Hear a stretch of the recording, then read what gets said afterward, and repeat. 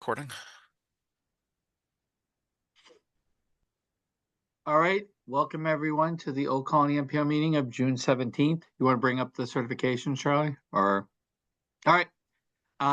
First one is our accessibility statement. This meeting is accessible to people with disabilities. Microphones or telephones will be used by all speakers. If you would like this accommodation, please contact Mary Walden at 508-583 or 1833. And she's right above me anyways, where I'm looking. So, also the notice of non-discrimination rights and protections to beneficiaries with regard to the federal Title VI non-discrimination protections and the state non-discrimination protections is included on this meeting's agenda and is available on the Old Colony Planning Council website at https://oldcolonyplanning.org/ or please contact Mary Walden at 508-583-1833 for more information. Thank you. And I said, welcome everyone. Charlie, you want to read the roll? Yes, Steve Wolfel. Steve Wolfel, representing Secretary and CEO of MassDOT, Monica Tippett's not here. Sean Handy. Sean Handy, Mass DOT District 5 Assistant Project Development Engineer, representing Mass DOT Administrator Jonathan Gulliver. Lee Hartman. Lee Hartman, Town of Plymouth. And I'd like to take a moment to introduce Donald Cumbright from Kingston. He's taking over to fill the term of now former Select Board member Tyler Bouchard. Welcome, Don. Hi, everyone.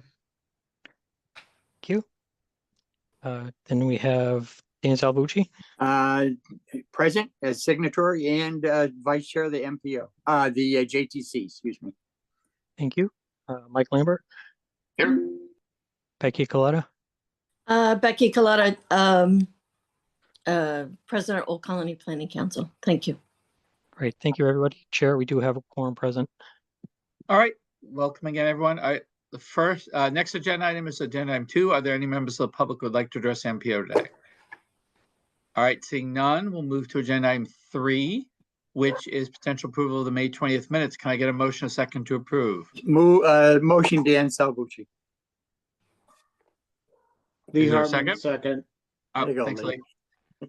All right. Any changes or comments to the minutes? All right. Seeing none, Charlie, you want to read the roll? Steve Wolfel. Yes. Sean Handy. Yes. Lee Hartman. Yes. Donald Cumbright. I'm going to abstain since I wasn't here for this. Okay, thank you. Dan Salvucci. Yes. Mike Lambert. Yes. Becky Coletta. Yes. Thank you. Motion carries. All right. Thank you, everyone. We'll next move on to agenda item 4, which is the update from the Brockton Area Transit Authority. Michael, take it away. Thank you, Chair. My update is very similar to the one we just gave at JTC. Ridership continues to be strong, ranging between 12 and 13,000 a day. We are going to fall just short of 4 million for the year, unfortunately, but we'll get it next year. One program I talked about at JTC that's worth mentioning again is our overnight employment transportation service. So that is a subsidized Uber commuting trip provider for between the hours of 9 p.m. and 6 a.m. throughout our service area. I know Avon was interested in working with us in terms of getting the word out. We're testing that in sort of a different phase with employees from Home Depot currently, but it seems to be working well, so that'll allow us to roll it out more broadly to everyone within our service area. So stay tuned for that. All right. Any questions for Michael? All right. Thanks, Michael. We'll do agenda 5, which is the update from GATRA. Hi, thank you very much. We are also continuing to see great strides in our ridership improving. The bounce back from COVID took us a little longer, but we are getting there. And we are currently looking at our microtransit service that we offer up in this area with the supplemental budget containing some funding for that.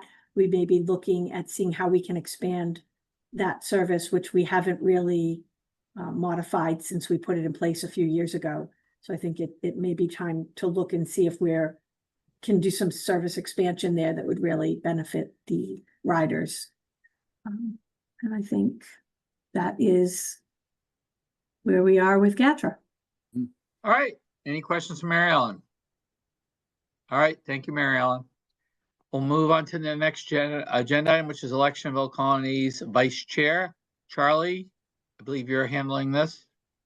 Yes, thank you, Chair. So for the MPO structure, we obviously have a chair and a vice chair, and the chair is the secretary and CEO of MassDOT, and the vice chair is a elected position to serve a 2-year term. Our current vice chair is Michael Lambert, who is the administrator of Brockton Area Transit.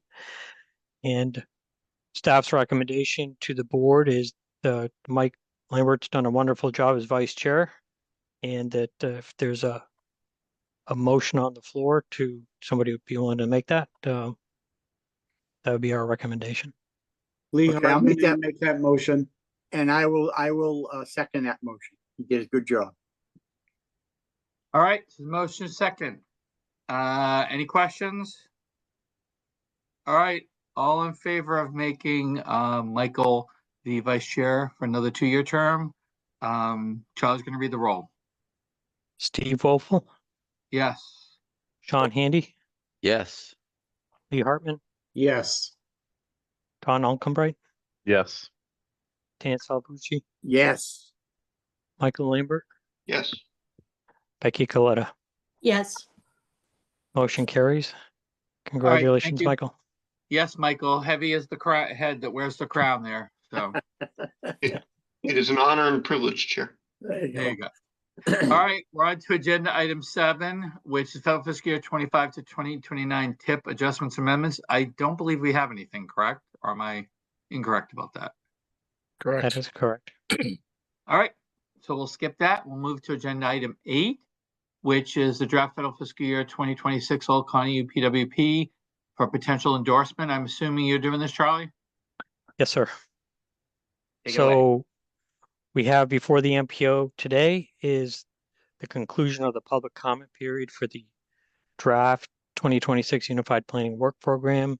As you know, the work program is our scope of work and budget for the upcoming federal fiscal year. It's funded by multiple funding sources, including federal highway, federal transit, MassDOT, and BAT. And what we have for you today is a result of the public comment period. And the first on our list in the public comment matrix is the OCPC Board of Directors approved the work program at their May 28th board meeting. Next slide. The Old Colony Joint Transportation Committee reviewed and approved this at their June 5th meeting. And last but not least, Chris Clem from the MassDOT Office of Transportation Planning provided comments of the MassDOT staff, and we have developed a revised work program, and we sent that back to Chris for review. Along those lines, I'd like to thank Chris and the team at MassDOT for reviewing the work program and providing review comments. Chris is great to work with. We have the bi-weekly planning coordinations meeting with him, and we find those highly productive and informative, and appreciate all of his efforts. But that's what we had for comments coming in, and hand it back to the chair. All right. Any questions for Charlie before I call her motion a second for endorsement? All right. Anyone want to make a motion and a second to approve the 2020 federal fiscal year 2026 UPWP as detailed by Charlie with the edits that he just went over? Move to approve. Second. Becky Coletta. Okay, I'll second that. All right. Any last questions? Seeing none, Charlie, you want to read the roll? Yes, and before we do, could we just go to the next slide? Sure. There's an example of what Chris sent back on the review comments, so we believe we've addressed all those. So, and then he Okay. actually marked up a PDF version as well. So roll call: Steve Wolfel, Yes. John Handy, Yes. Lee Hartman, Yes. Don Alcombright, Yes. Dan Salvucci, Yes. Mike Lambert, Yes. and Becky Coletta. Yes. Great, thank you. Motion carries. All right, thank you everyone for that. We'll move to the next agenda item, which is agenda item 9. It's an overview of Vision Zero and the safe system approach. Charlie, who's doing this? Oh, Uh, I'll be Bill taking this one. McNulty. It's Bill, that's what I thought. All right, take it away, Bill. Thank you, Chair. So I'm just going to give a brief overview of how we've incorporated a safe system approach and adopted Vision Zero as a policy in the Old Colony Planning Council and Old Colony MPO here. So if you just want to go to the presentation, John, and we'll go to the next one. So after a decade or so, decades, I should say, I've seen a lot of improvement in the reduction of fatalities and serious injuries on the roadways, not just in the Commonwealth, but across the nation. Around the beginning of COVID, around 2000, we started to see a reversal in that, and we started to see both fatalities and serious injuries on the transportation network beginning to increase. Next, this chart shows the trend in Massachusetts. You can see how it began to, it generally had a continuous decline. A few, outliers here and there where it increased, but overall it was decreasing. But then around the beginning of COVID, it began to increase, and that was a troubling sign. And it wasn't just Massachusetts, as I said, it was something that was happening nationwide. So next one. So in response to this, the United States Department of Transportation began to adopt a Vision Zero and a safe system approach policy nationwide, and Massachusetts also adopted this locally in the Commonwealth. And in turn, we've followed suit with what the state is doing and adopted it as well. So Vision Zero is basically, it's very simple. It's that it can never be ethically acceptable that any person is killed or seriously injured on the transportation network. It, traditionally, there's always been a placement of responsibility on the user, and now we're shifting away from that. Obviously the user still bears a lot of responsibility, but now we know that it's shared responsibility. It's the system stewards. It's everyone that kind of bears responsibility in making our roadways safe. Next page. So the safe system approach kind of builds upon that Vision Zero. It's a guiding framework on how we go about moving forward. It's based on a model that was developed in Europe and Asia probably about 20 years ago. And especially in Europe, they've seen dramatic results and decreasing both fatalities and serious injuries on their networks. So it is a proven approach, but with that, we understand it takes time. If rather than, traditionally we've always focused on the total number of crashes. We've looked at crash rate, and we're reducing the number of crashes. Now we're kind of shifting away from that. We know that crashes are always going to happen. So knowing that, how do we prevent serious injuries and fatalities? And that's kind of where the focus is going now. So again, like I said, it's a proven approach. You can see these countries: Sweden, Netherlands, Australia, and New Zealand. These countries have all seen dramatic results over a course of time since implementing the safe system approach. All across the board, between 50 to 70% reduction in injuries and serious injuries and fatalities, which is phenomenal. So how does a safe system approach differ from a traditional approach that we've always done? So, traditionally, we focused on preventing total number of crashes. Now we're focused on preventing injuries and fatalities. when crashes do occur. You know, we've, there's always been a focus on, lowering speed. Well, now, you know, it's not just speed, like, but how do we decrease kinetic energy in the system, improving human behavior. Now we accept that humans are going to make mistakes. Humans are vulnerable. So how do we account for that? Individuals are responsible. That's how we've always looked at it. Now we know that the responsibility is shared. And before it was reaction based, now we're taking a proactive approach to improving safety. So again, the core principles: death and serious injuries are never acceptable. Humans make mistakes. They always have. They always will. Humans are vulnerable. We can only absorb a certain amount of energy before we get really hurt. But responsibility is shared. It's not just the pedestrian. It's not just the driver. It's everybody. Safety is proactive, not reactive, and redundancy is critical. So not just focusing on one aspect of the system to improve, but knowing that if something happens, there are um, multiple features in place that are going to help prevent a serious injury or fatality. So how does the MPO get involved with Vision Zero and safe systems? So there are 3 areas of that circle that I just showed that the MPO through their operations can have a direct effect. Safer roads, safer speeds, and safer road users. And I'll go through examples of all those in a second. So safer roads is an example of how we make our roadways safer, how we reduce kinetic energy.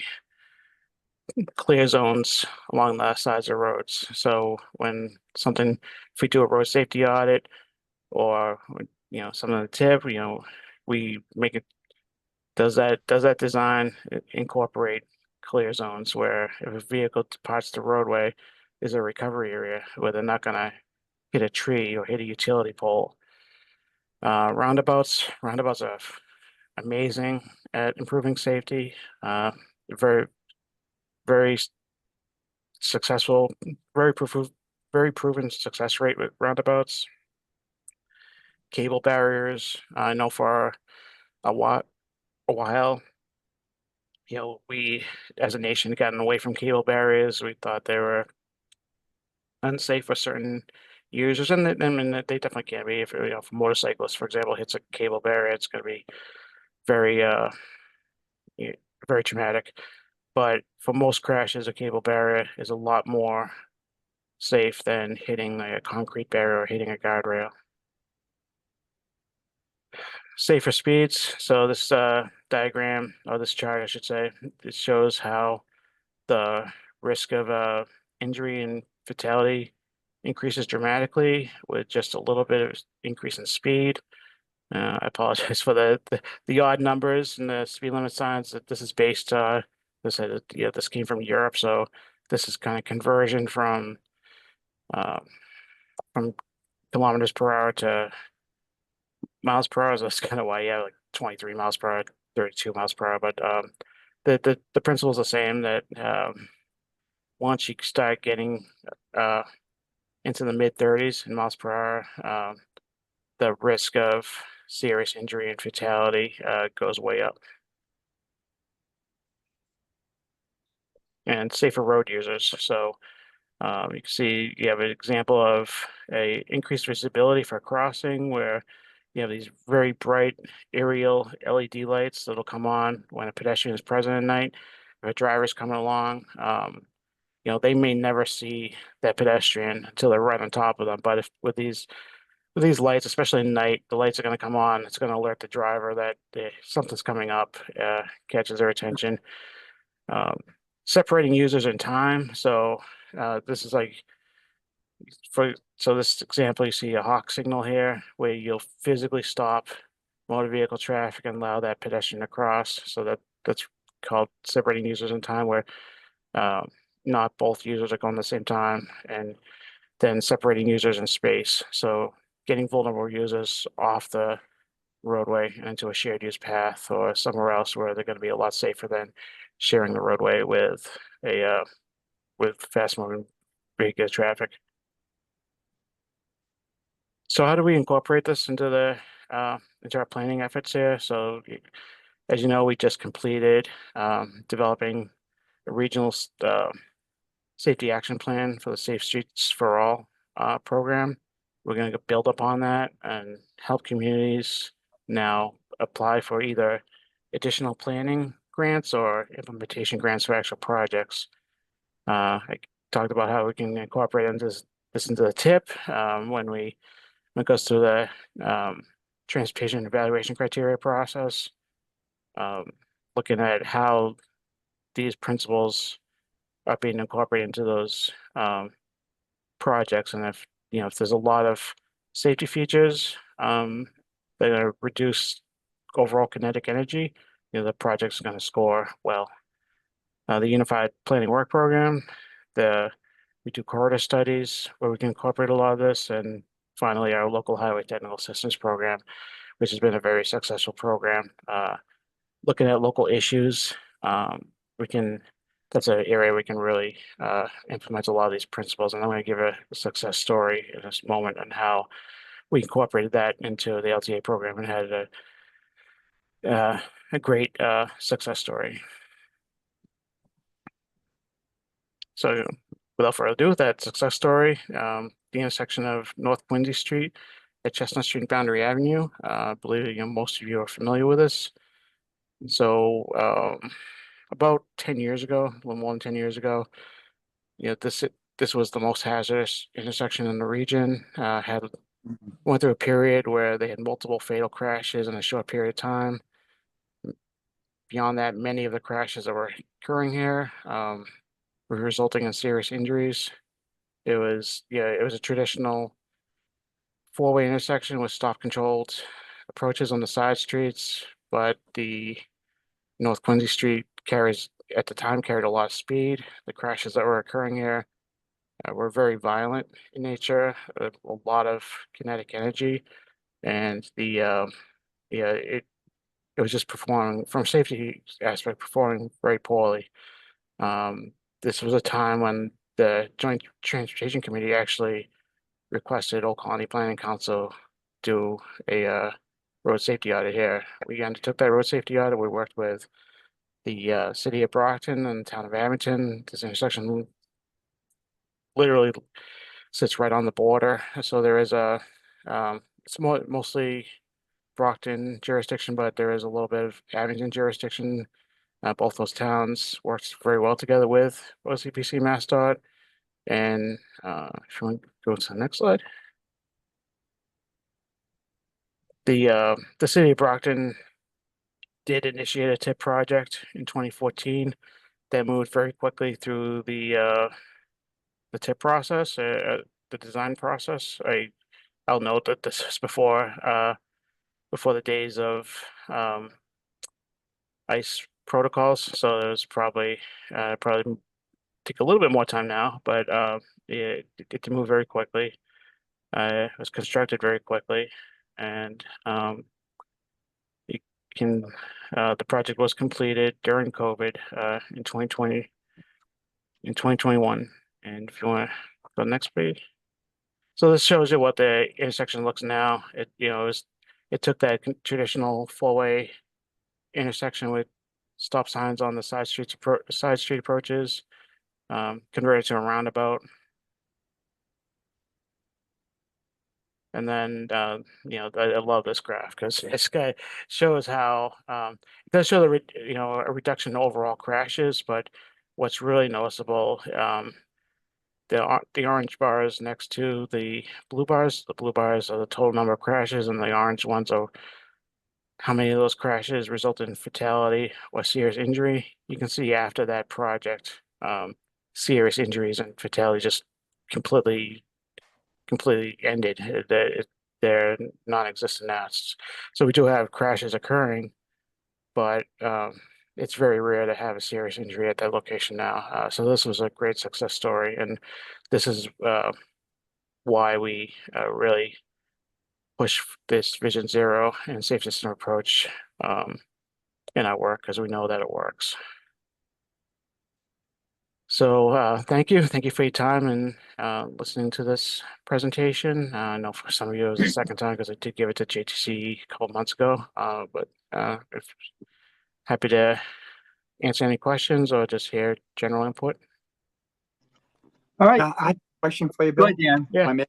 Yes, due to the high prices of gas and things, right?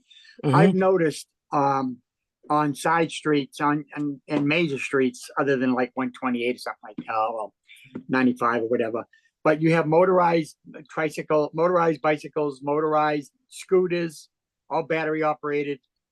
It seems like kids have less control because they're not controlling the speed by pedaling.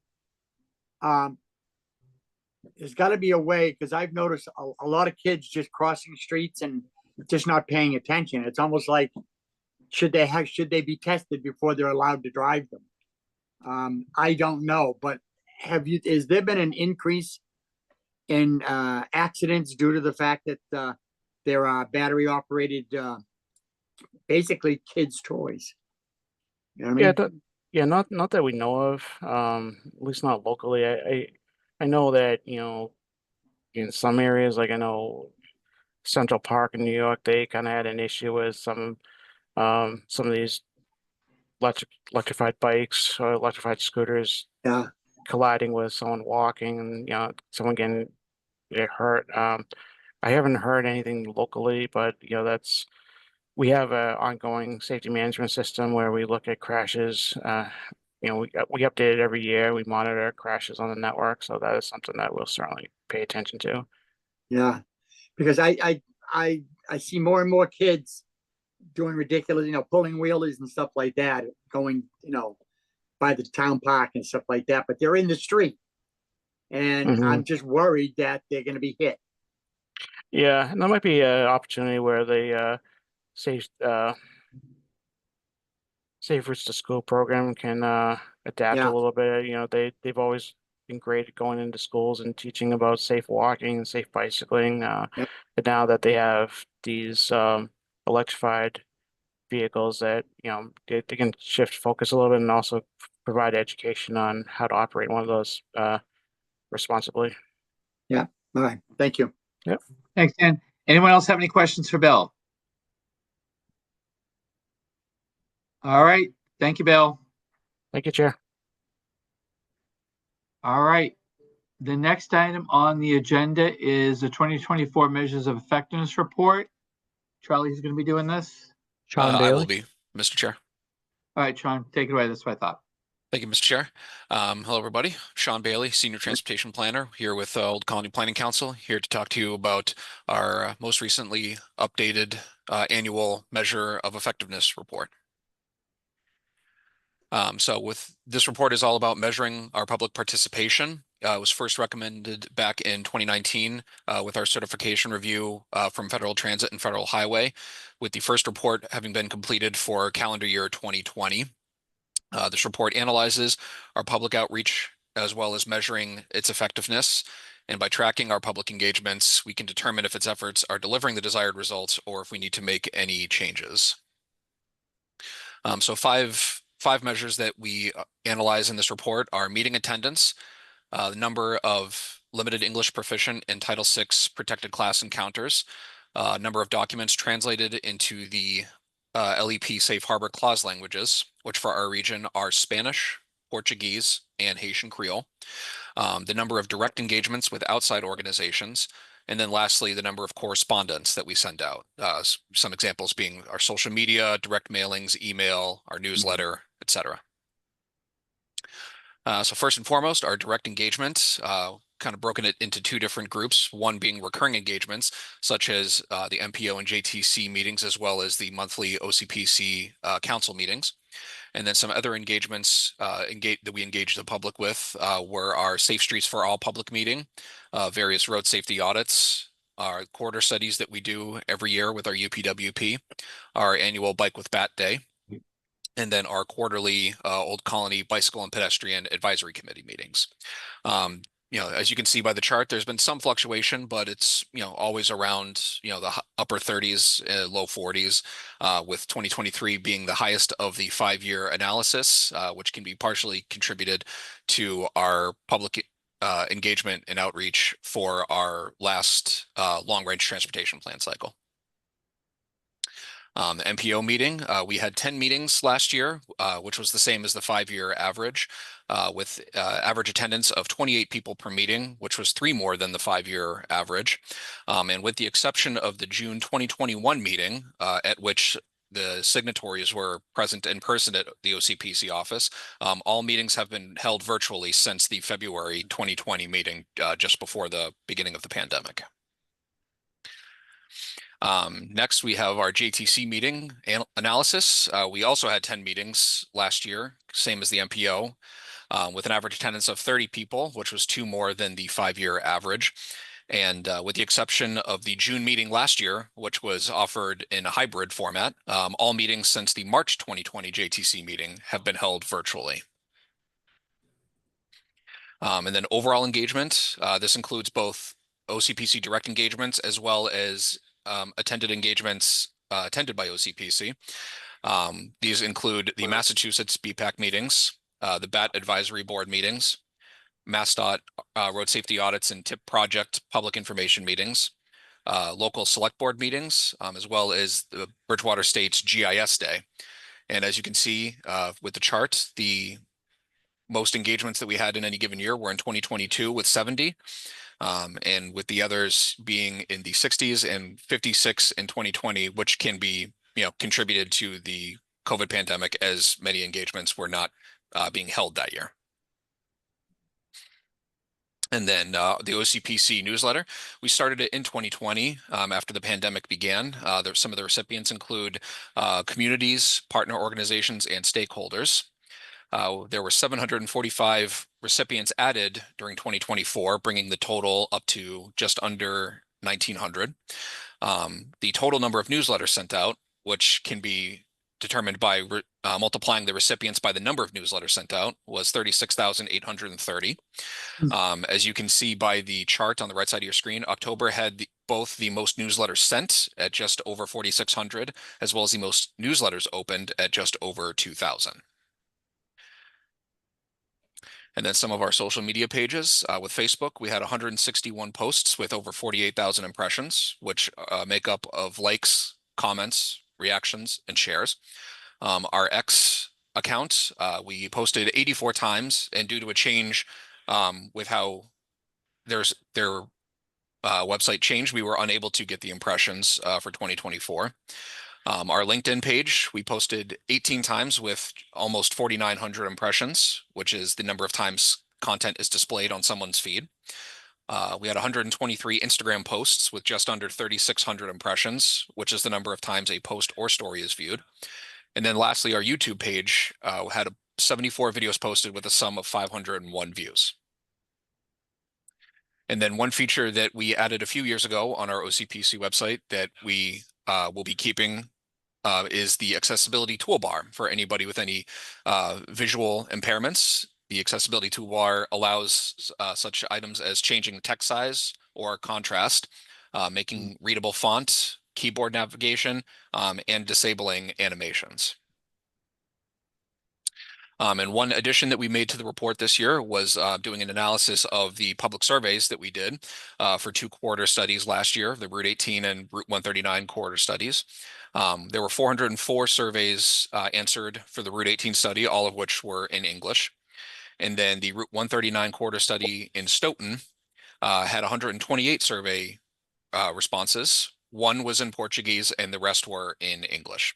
And just to backtrack, the Route 18 quarter study was in the towns of Bridgewater and East Bridgewater. And then one addition that we made to the report last year that will be a continued part of the report is outputs versus outcomes. So ever since the beginning of the pandemic, we've seen an increase in our public comments. And to analyze the comments on our Old Colony MPO 3C documents, any document that went out for a public review and comment period is listed here that was put out during last calendar year. The TIP 24 to 28 TIP Amendment 2 had 3 comments received. The TIP Amendment 3 received 2 comments, and then Amendment 4, 1 comment. The Federal Fiscal Year 25 UPWP received 4 comments, as well as the 25 to 29 TIP. And then lastly, the 25 to 29 TIP Amendment 1 received 1 comment. And so in conclusion, there were some minor decreases in direct engagement, overall engagement, MPO attendance, and JTC attendance. There was 4 times the added recipients over 2023 for our external newsletter. We continued doing in-person engagements, with 12 of them having been done last year. And we will continue our efforts and recommendations to increase our public participation going forward. And that is my presentation. Does anybody have any questions for me? All right. Thanks, Sean. Does anyone have any questions for Sean?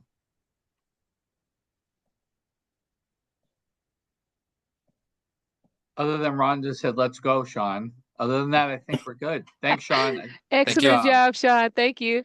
Thank you, Rhonda. All right. Thank you, Sean. All right. We are now on agenda item 11, administrative matters of the business and date and time of next meeting. Charlie, I think Yes. this is you. Yes, thank you, Chair. So save the date of tomorrow night at 6:30. There's going to be a public information meeting in person at the Duxbury Performing Arts Center. It's being hosted by MassDOT to talk about the Duxbury Powder Point Ave over Duxbury Bay replacement project. So please attend if interested. Next slide. There's some yep. So one of the handy things, if you go back to the next slide, is MassDOT has a really nice upcoming public information meeting on their website. And it's like mass.gov/event. So that's pretty cool. On the next slide, there's a partnership between Walk Massachusetts and Old Colony Planning Council. Walk Massachusetts is the lead, and they're working with the city of Brockton to implement a series of 4 walk audits across the city over this calendar year. Recent audit was held for the Montello area back in May, and I'm pleased to report that on June 26th, there's a walk audit in the South Main Street section of Brockton, and it's at 6 p.m. All are welcome. And previous audit, we had great participation from business owners, residents, and the like. So it was really good. So city officials. So next, there's another upcoming walk audit, and this is on the west side of Brockton on July 23rd at 12 p.m. and people will meet at the West Middle School. And on the next slide, we have an update from our friends at the Federal Funds Infrastructure Office. Their next meeting is June 24th at 2 p.m. And I'm going to just drop in the chat real quick. Bear with me. The upcoming events at MassDOT. It's a nice page that they have to stay in touch.